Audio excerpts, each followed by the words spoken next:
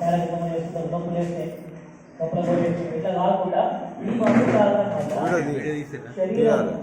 ఈ వాతావరణానికి అలవాటు పడుతూ సంవత్సరం అంతా కూడా మనకు శరీరంలో ఎలాంటి రుగ్మతం ఎక్కువ కాకుండా చేయడానికి ఈ మృగశిరా కార్చరాడు అంటే మిరుగు అంటారు, మన ప్రాంతీయ భాషలో మిరుగు అంటారు. మృగశిరా కార్చరాడు మనం చేప మందు రూపంలో వేసుకుంటారు, కానీ అది సరిగైంది కాదు. ఎందుకంటే జలచరం అందరికీ నమ్మకం ఏంటి, చేప కడుపులో మారేస్తే మొత్తం లోపల ఉన్నటువంటి అన్ని పిచ్చని అని చెప్పి నమ్మకం. కానీ అది కూడా ఆయుర్వేద ఔషధం లాగానే తీసుకోవడం వల్ల మన శరీరంలో ఉన్నటువంటి రక్తంలో కానీ పొక్కలో కానీ ఎక్కడైనా ఎలాంటి రుగ్మత ఉన్న అవస్థ ఉన్నా బయటకు వెళ్ళిపోతుంది.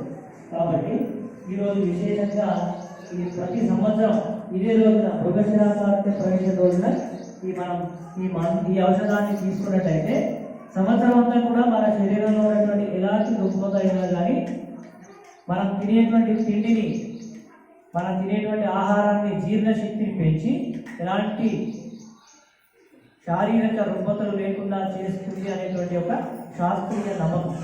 కాబట్టి ఇది ఈరోజు వేసేదంతా కూడా చేపకు సంబంధించిన మందు కాదు, ఎవరు కూడా చేప మందు కాదు అని అనుకోవద్దు. ఇది కేవలం ఆయుర్వేద ఔషధం.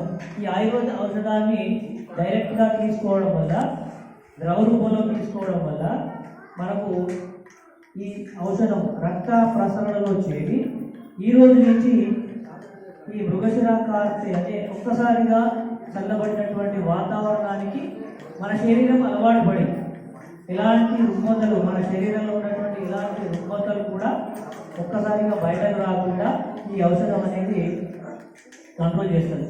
కాబట్టి ఖచ్చితంగా ఇది మరి ఇక్కడే ఎందుకు ఇస్తున్నారు అంటే, ఈ ధన్వంతరి స్వామి ఎవరు అంటే స్వామివారు ఆరోగ్య రీత్యా మన భూమండలానికి వచ్చినటువంటి సాక్షాత్ శ్రీ మహావిష్ణువు.